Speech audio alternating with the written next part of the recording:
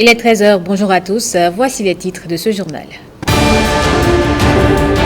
Après la clôture du dépôt des dossiers des partis politiques, place maintenant au travail de la Sénat. Elle va entamer l'étude approfondie. Le président Saki Alafia était devant la presse pour apporter quelques précisions à ce propos.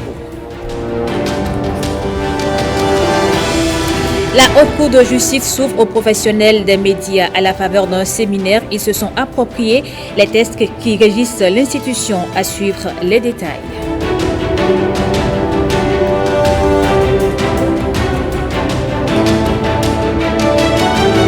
Et puis, African Pass concrétise son élan d'appui au développement communautaire en faveur des populations riveraines. Il vient de faire un don de mobilier et de fournitures scolaires à 6 établissements dans les communes de Kéro et de Kouandé.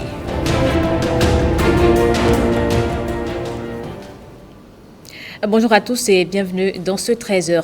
Après la clôture du dépôt des dossiers de candidature pour les élections, l'étude approfondie des 10 dossiers va bientôt démarrer. Au total, 8 partis politiques ont répondu à l'appel de la Sénat. Selon Saki Alafia, tous ont pourvu aux 109 sièges en jeu, dont 25 réservés aux femmes. Il était face à la presse. Voici un extrait de sa déclaration.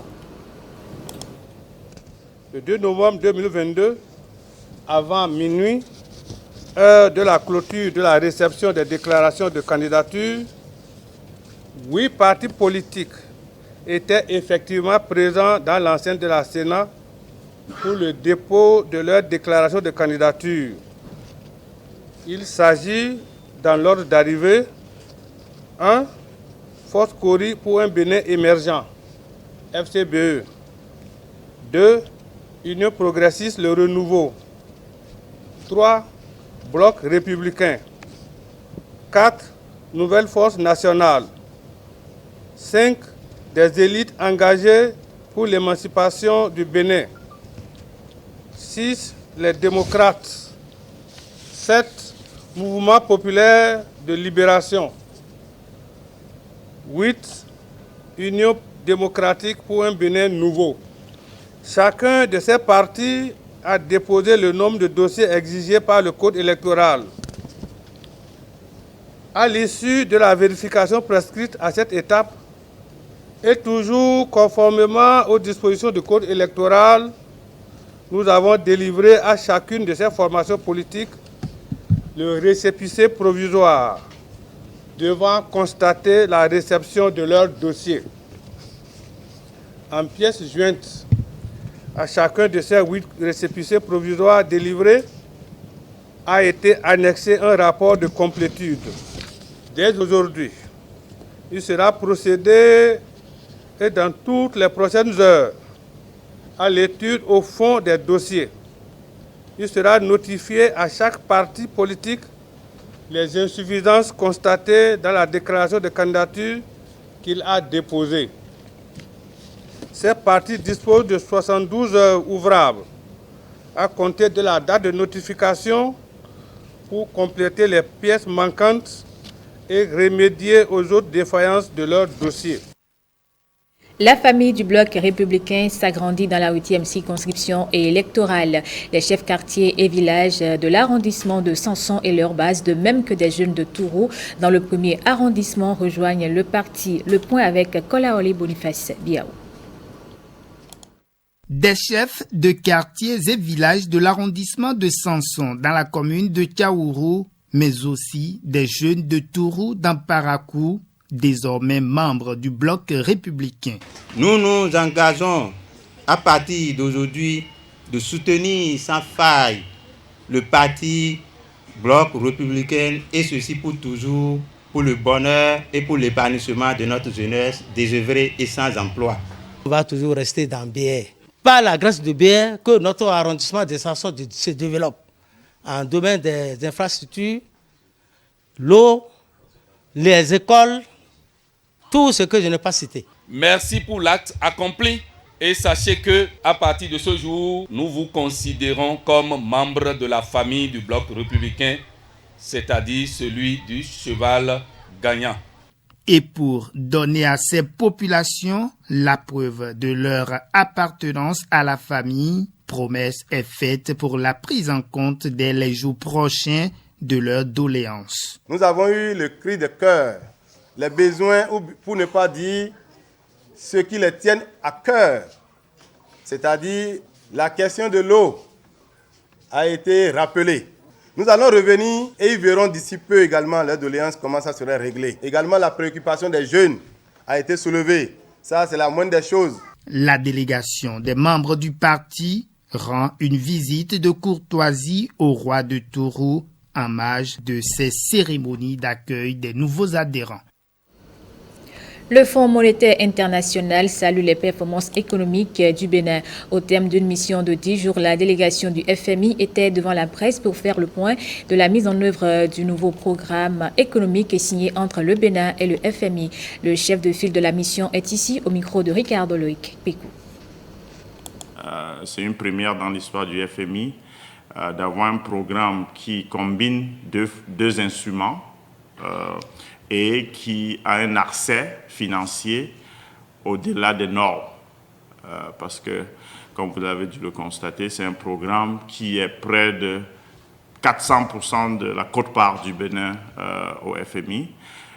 Deuxièmement, c'est un programme où les décaissements sont avancés, près de 40%. À la suite de cette mission, et je vais aller en détail plus tard, le cumulatif des décaissements aurait été de 40% de l'enveloppe globale du programme, ce qui est énorme.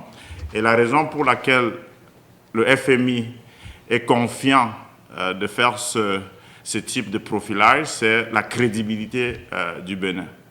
Le Bénin, c'est un pays où nous avons vu des réformes assez consistantes, très consistantes dans le temps.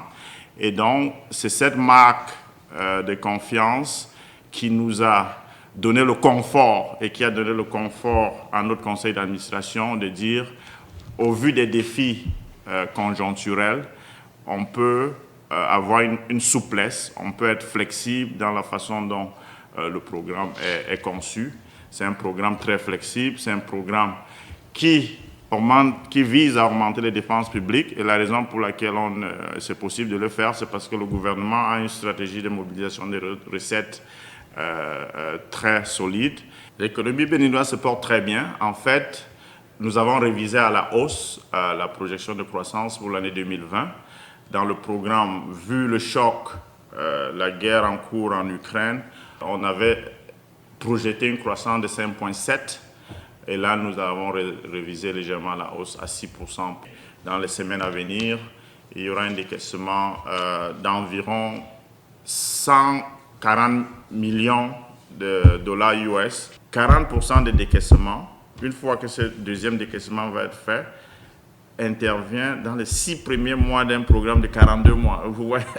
Donc là, vous constatez bien qu'on va de l'avant, donc on essaye de supporter autant possible à court terme vu les défis, parce que nous faisons confiance au gouvernement, à l'habilité du gouvernement à continuer l'assainissement des finances publiques qui a précédé les chocs multiples et de grande ampleur que nous avons vus au cours des 3 dernières années. Les responsables des sociétés publiques béninoises font le point de leur performance au titre de l'année 2022. Au détour, ils se sont intéressés à la nécessité d'un contrôle interne afin de promouvoir la bonne gouvernance. Les détails avec Ricardo Loïc Pécou et Yves Agodokwesi. Les acteurs des entreprises publiques béninoises réunis le temps d'une matinée pour apprécier leur performance au cours de l'année 2022. Cette revue annuelle de la gouvernance des entreprises publiques intervient à un moment où l'exécutif promeut de plus en plus la bonne gouvernance et la reddition des comptes. Contrôle interne et performance des entreprises publiques, c'est le thème retenu pour cette édition du dialogue avec les entreprises publiques. Ce thème a été choisi au regard des difficultés que nous avons rencontrées lors des rencontres et des missions de surveillance de la DGPED sur le terrain. Ainsi, au-delà de la revue de performance et de l'appréciation de l'état de la gouvernance des entreprises publiques, il est attendu que les dirigeants des entreprises publiques et les différents responsables à divers niveaux soient mieux éclairés sur l'intérêt du contrôle interne pour la gestion de l'entreprise, sa performance et également qu'il soit mieux outillé pour sa mise en œuvre au sein de l'entreprise. La bonne gouvernance et la transparence constituent des principes cardinaux qui doivent guider la gestion des entreprises publiques. Fort de cette directive du gouvernement, les responsables des entreprises publiques se doivent d'être exemplaires et de relever les grands défis qui se dressent sur leur chemin. Les défis persistants sur lesquels je voudrais vous inviter à travailler concernent la reddition des comptes, notamment la production de l'information financière dans les délais. J'en appelle donc à la responsabilité des conseils d'administration afin qu'ils fassent preuve de professionnalisme et d'efficacité dans l'exercice de leur mission pour fournir au ministère de l'Économie et des Finances les informations financières et comptables en vue de l'approbation de leur gestion par les organes compétents. Plusieurs communications ont permis aux participants de comprendre véritablement les enjeux du contrôle interne, mais surtout le processus de sa mise en place dans les entreprises publiques béninoises. Le projet de formation professionnelle et entrepreneuriat pour l'emploi au Bénin est officiellement lancé. Il vise le renforcement des capacités entrepreneuriales des jeunes et celles des apprenants de l'enseignement et des formations techniques et professionnelles. Le point avec Charlène Devon. 300 millions de dollars US, soit environ 170 milliards de francs CFA. Un accord de financement entre la Banque mondiale et le gouvernement béninois pour l'exécution du projet de formation professionnelle et d'entrepreneuriat pour l'emploi. Ce projet va œuvrer au renforcement de la réactivité et de la gouvernance du marché de l'UFTP, à l'amélioration de la prestation des services du FTP et la promotion de l'entrepreneuriat dans les secteurs prioritaires. L'écosystème entrepreneurial sera structuré et renforcé de façon concrète. 13 000 apprenants bénéficieront directement des interventions du projet à travers la mise en œuvre d'un nouveau modèle de gouvernance prenant en compte le secteur privé et favorisant l'autonomie pédagogique, administrative et financière des institutions et établissements du FTP. Ce projet, dont la mise en vigueur est intervenue le 27 mai 2022, se déroule sur une période de 5 ans. Il change la donne pour l'entrepreneuriat des jeunes au Bénin en intervenant à plusieurs niveaux. L'enseignement et la formation technique et professionnelle EFTP, en partenariat avec l'Agence de développement de l'enseignement technique, travaillent ensemble avec les acteurs de l'écosystème pour transformer en action cette inspiration. Les transformations qu'induiront les actions de FP2E donneront plus de potentiel à la jeunesse et lui permettront de jouer pleinement son rôle de force productive et créatrice de richesse. Le plus grand défi qui se pose dès à présent à nos deux agences et à toutes les équipes de projet est de travailler en synergie avec l'ensemble des parties prenantes pour l'atteinte effective des résultats attendus de la mise en œuvre du projet.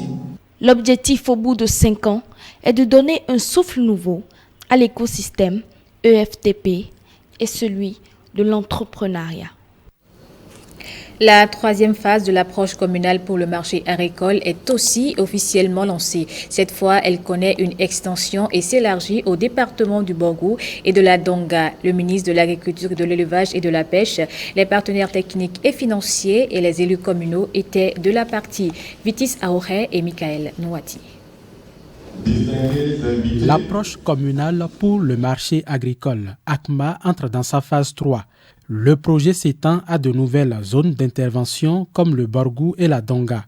ACMA 3 veut également consolider les acquis de la phase 2. ACMA 3, c'est la déclinaison nationale de notre stratégie globale d'intervention, qui s'appuie sur une expertise reconnue et une expérience riche à travers le monde, qui s'appuie aussi sur des synergies fortes avec des partenaires réputés pour leur savoir-faire, pour trouver des solutions innovantes aux différents problèmes qui se posent au niveau des bénéficiaires. Avec la troisième phase, je suis convaincue que les résultats seront encore meilleurs, avec une équipe de projet bien déterminée et avec vous, tous ceux qui sont dans la salle, acteurs et partenaires du projet. Résultat attendu du programme ACMA 3, la diversification des produits et l'inclusion des ressources de l'élevage comme la volaille et les petits ruminants. ACMA 3, c'est aussi la collaboration avec les structures de gestion foncière pour prévenir les conflits fonciers dans le secteur agricole. Personne ne viendra négocier, dégager des projets, programmes dans telle ou telle commune sans les maires. Et aujourd'hui, l'exécutif des mairies étant renforcé, nous avons de belles chances d'avoir des résultats encore meilleurs. Bénéficiaires de tous ordres, jeunes, femmes, hommes, votre soleil s'est levé et il faut en profiter. L'approche communale du marché agricole phase 3 vise à impacter 40 000 producteurs et transformateurs pour un montant de 13 milliards de francs CFA. Financé par l'ambassade du Royaume des Pays-Bas, ACMA 3 dure 5 ans. L'objectif principal de ce programme reste le même, contribuer à la sécurité alimentaire et nutritionnelle. L'église Pentecôte de la Foi a désormais un nouveau bureau. Il est le signe de la réunification après plusieurs années de dissension. La cérémonie de passation de charge avec William Aguiar et Bruno Roteko. Remerciements et reconnaissance à Dieu pour célébrer l'union retrouvée entre fidèles de l'église Pentecôte de la Foi après plusieurs années de tension. Une crise qui aura duré une quinzaine d'années avec à la clé un long feuilleton judiciaire pour enfin connaître un heureux dénouement. Un nouveau bureau, fruit d'un consensus entre les parties dissidentes. Je passe la main au nouveau bureau exécutif de l'église Pentecôte de la Foi au nom du Père, au nom du Fils et au nom du Saint-Esprit. La réunification vient ainsi d'être actée. Le nouveau bureau prend fonction et place son mandat sous le signe de l'amour, de la réconciliation, de l'acceptation mutuelle et sans condition, du règne de Dieu et de l'autorité des Saintes Écritures. Et comme grands axes de notre mission, nous mettrons l'accent sur la formation, sur les réformes et sur le développement holistique de notre chère Église Pentecôte de la Foi. Nous pensons par la grâce de Dieu que tout ceci sera possible par une synergie d'action qui sera opérationnelle à travers la création des groupes de réflexion qui pondront des actions à exécuter. De la division à la réconciliation, la traversée du désert a duré comme une éternité. Mais éternelle sera la réunification au nom de la Trinité, professent les premiers dirigeants de l'Église. Journée mondiale de l'épargne, le Bénin a marqué la 5e édition. C'était à travers une rencontre de réflexion initiée par la Société d'inclusion financière SIF Group. L'événement a réuni plusieurs partenaires autour du thème « La culture de l'épargne à l'ère du numérique ». Jean-Claude Dims et Mathieu Sokino. L'heure n'est pas à la fête, mais à la réflexion.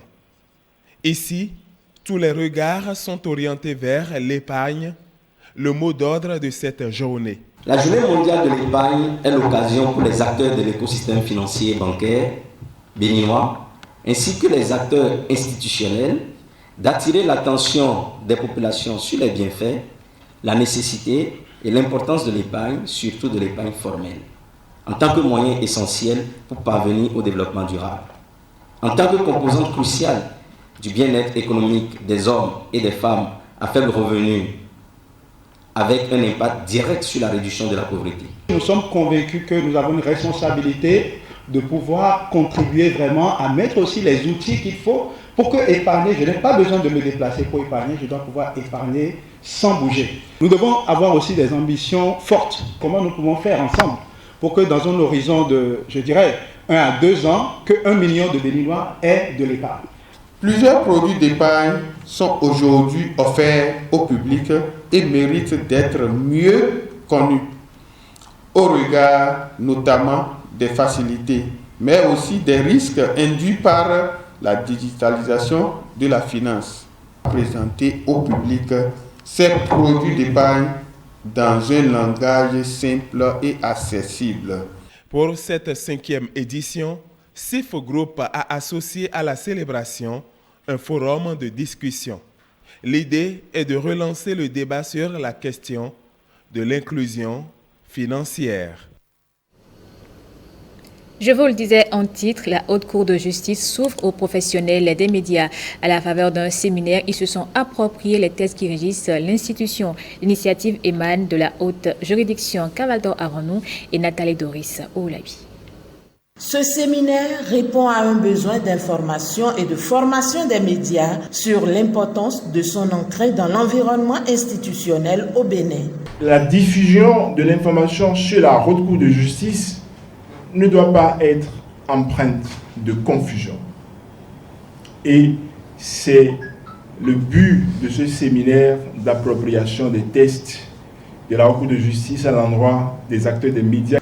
Depuis son installation en février 2021, c'est la première fois que la haute juridiction s'ouvre aux professionnels des médias afin de leur faire comprendre son fonctionnement, sa mission et ses attributions. Je voudrais donc inviter les professionnels des médias ici présents à suivre avec beaucoup d'attention les communications qui seront délivrées, à être des relais dans leur rédaction. Conscient du rôle de la presse dans l'édification de l'état de droit, ce séminaire se veut édifiant, fructueux, voire didactique. Le programme d'action du gouvernement 2021-2026 a déjà annoncé des réformes sur la Haute Cour de justice. Nous devons nous en réjouir. Il y va de l'instauration de la bonne gouvernance et de la consolidation de l'état de droit. Une telle perspective mérite qu'on s'y prépare activement en prospectant de nouveaux paradigmes. De la Haute Cour de justice, le traitement de l'information relative à la Haute Cour de justice sont entre autres les thèmes abordés au cours de cette rencontre.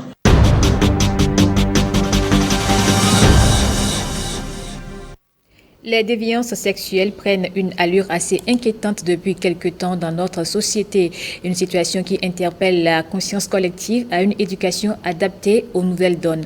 Le desk Société et Culture s'est intéressé au sujet. Ghislaine Adimi.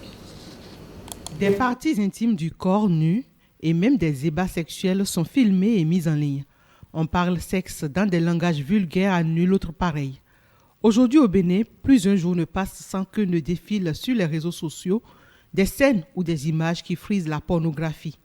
Le sexe autrefois sacré se transforme en jouet banal, foulant aux pieds les règles sociales de morale et de mœurs. Une jeune fille aujourd'hui, vous voyez, à 18 ans, qui ne fait rien, qui met des messes de 250 000, qui met des faux ongles, des faux cils, des trucs. C'est-à-dire qu'on porte même des habits, vous voyez, des trucs pas possibles. Moi, je vois que c'est un peu la faute des parents aussi encore.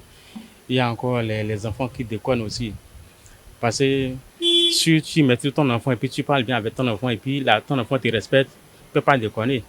Vous voyez? Donc ça arrive comme ça. Mais s'il y a les enfants qui sont têtus, si même que quand tu les parles, ils sont têtus, ils vont comprendre ce que tu as dit à la maison, ils vont changer des comportements. Moi, c'est l'Internet, c'est la révolution de l'Internet, du numérique. Puisque rien n'est plus caché. Quand tout le monde se connecte, mais même quand tu ne veux pas voir les choses qui posent sur la dépravation, tu vois, tu es là, tu tombes dessus, quelqu'un a publié quelque chose du genre. Donc c'est l'Internet. C'est dû aussi à tout ce que l'on voit à la télé, et à tout ce que l'on constate, tout ce qu'on copie de l'Occident. Venant d'ailleurs. Les déviances sexuelles ne se font plus compter au Bénin. Le phénomène prend de l'ampleur.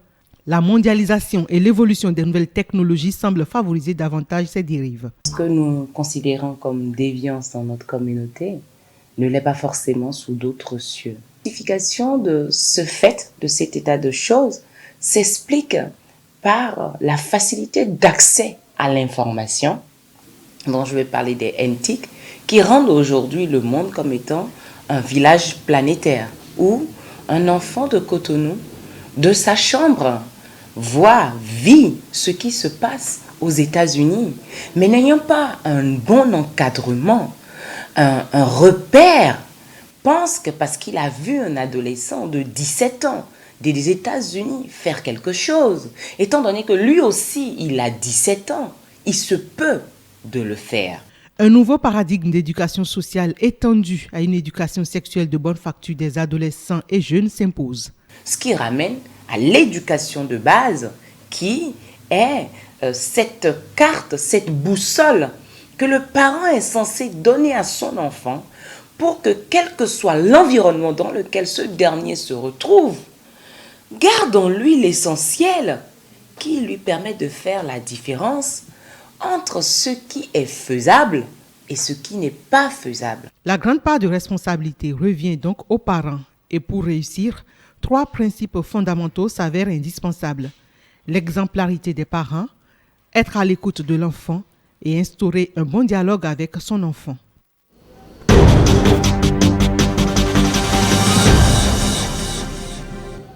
Dans son plan d'affaires pour la gestion du parc W-Bénin, African Parks a prévu un plan d'appui au développement communautaire en faveur des populations riveraines du parc. À travers le projet appui à l'éducation de ce plan, African Parks a fait don de mobilier, de matériel didactique et de fournitures scolaires à 6 établissements scolaires dans les communes de Kéro et de Kwandé. Blaise Adon. C'est en tant que donateur qu'ils se rendent les responsables d'African Parks dans les écoles primaires publiques de Kabongourou et d'Orufina. L'organisation qui assure depuis 2020 la gestion du parc national de la Pendjari accompagne les populations riveraines à travers son volet appui à l'éducation. Ce geste est constitué de 70 tables bancs au profit de 3 écoles et de manuels, 400 manuels pour le français et pour les mathématiques. Nous sommes actuellement en train de mettre en œuvre une des activités de l'éducation et qui est pour nous une grande priorité. Je voudrais remercier la direction des actions périphériques et toute l'équipe. Le geste d'African Parks arrive au bon moment pour ces écoles. Elles étaient dans le besoin. Les apprenants vont désormais étudier dans de bonnes conditions. Nous en sommes contents et nous vous promettons, acteurs de l'éducation et apprenants, en faire bon usage. Ces matériels viennent à point nommé pour alléger la souffrance et la peine des apprenants et des enseignants que nous sommes. Nous sommes très fiers de vous. On est tous contents. Nous vous remercions beaucoup pour tout ce que vous avez fait au nom de Rufina. En contribuant à l'amélioration de la qualité du système éducatif, African Parks veut amener les écoliers à une prise de conscience sur l'importance de la conservation du parc national de la Pendjari. La commission thématique numérique et innovation technologique de l'Association nationale des communes du Bénin a tenu sa 2e session à Krikamé. Les travaux visent la mise en place d'une base de données sur l'ensemble des communes du pays. Les détails avec Ronald Robinson et Julia Kouikou. Le numérique fait partie des éléments que nous, on doit internaliser. Son utilité dans la gouvernance locale n'est plus à prouver pour le représentant de la mairie de Krikamé, Raymond Otoji. Le numérique est un levier de développement des communes. C'est un chantier que développe l'Association nationale des communes du Bénin depuis mai 2021 à travers la mise en place de sa commission thématique numérique et innovation technologique. Nous devons, en tant que membres, aider notre fêtière à exploiter au mieux les nombreuses potentialités qu'offre le secteur. Ceci passe par la réalisation d'outils innovants pouvant permettre à nos administrations locales de relever les défis auxquels elles font face. Plusieurs communications y sont présentées en vue de mettre sur pied une plateforme qui sera un système intégré de gestion de l'ensemble des données disponibles dans les communes. Et nous avons eu également droit à une communication sur le système intégré de suivi et évaluation de l'ADECOB, l'Association pour le développement des communes du Borgo. Des communications sur les indicateurs, l'ensemble des données collectées par la CONAFIL dans les communes, les données collectées par la PONADEC dans les communes, les indicateurs de l'indice de gouvernance locale. Le souci de l'ANCB, c'est de disposer d'une base de données au niveau de la fêtière d'un système intégré de gestion des données qui permettra d'avoir toutes les informations possibles sur une commune. La révolution du numérique est en marche dans les communes du Bénin, entre autres à travers la mutualisation des moyens dédiés au numérique, sa promotion et ses nombreux avantages dans la vie communale. Et voilà qui met un thème à cette édition du journal. Merci à vous de l'avoir suivi. Je vous retrouve à 19h avec plaisir.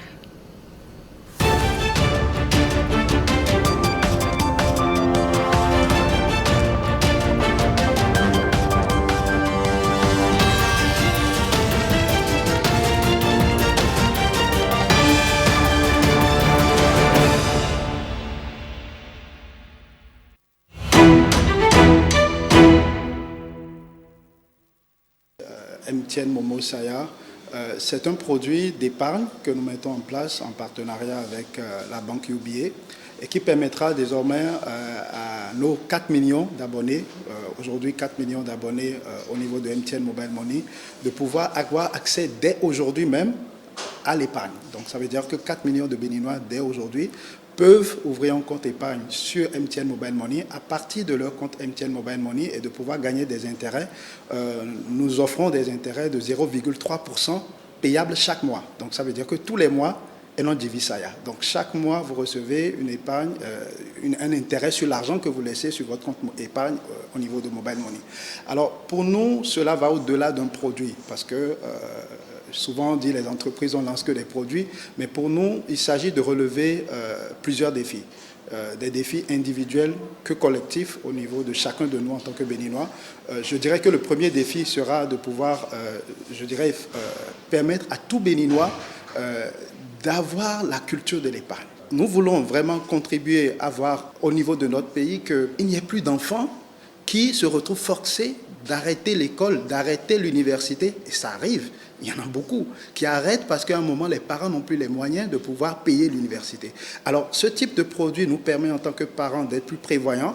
Parce qu'en tant que parent, si je commence à mettre 100 francs de côté, 200 francs de côté pour mon enfant dès le primaire, ça veut dire que lorsque viendra l'heure de l'université, je serai moins surpris, je disposerai de quelque chose en réserve pour pouvoir ne pas être un obstacle à l'avenir de mon enfant. Nous sommes justement aussi en discussion avec des banques partenaires et je pense que d'ici quelques semaines, nous allons pouvoir justement à ces abonnés qui épargnent régulièrement sur Momo Saya, nous allons pouvoir à travers ces partenariats que nous sommes en train de mettre en place, lancer des services complémentaires à l'épargne. Je pense que je ne pourrais pas en dire plus, mais des services complémentaires qui pourront faciliter encore, permettre à ceux qui déjà ont peut-être une culture de l'épargne de pouvoir avoir accès à une large gamme de produits financiers au-delà des produits que nous connaissons aujourd'hui. Donc voilà un peu notre ambition et ce n'est que le début. Nous restons concentrés sur cette ambition de pouvoir faciliter la vie des Béninois à travers les services financiers mobiles. Très simple, à partir du menu Mobile Money, soit il fait le code court qui est étoile 880, étoile 51 dièse. Avec ce code, automatiquement, il peut mouvementer entre son compte principal Mobile Money et son compte épargne, d'accord. Ou il peut aussi aller sur le menu étoile 880 dièse, aller dans service bancaire 7 et dans UBA, puisque c'est un produit que nous faisons en partenariat avec UBA, et pouvoir souscrire et utiliser ce service-là.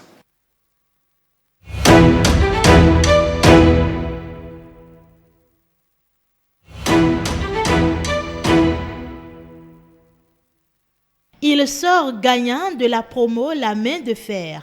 Franck Glaou, au bout d'un chrono d'endurance, une main figée dans une empreinte pendant 25h26 minutes, il devient ainsi le propriétaire de la voiture Suzuki Vitara d'une valeur de 15 millions.